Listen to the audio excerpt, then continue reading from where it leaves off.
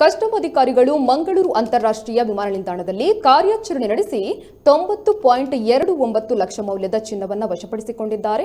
ದುಬೈನಿಂದ ಚಿನ್ನ ಕಳ್ಳಸಾಗಾಣಿಕೆ ಮಾಡುತ್ತಿದ್ದ 2 ಪ್ರತ್ಯೇಕ ಪ್ರಕರಣಗಳನ್ನು ಕಸ್ಟಮ್ ಡಿಆರ್ಐ ವಿಭಾಗದ ಅಧಿಕಾರಿಗಳು ಭೇದಿಸಿದ್ದು 3 ಆರೋಪಿಗಳನ್ನು ಬಂಧಿಸಿದ್ದಾರೆ.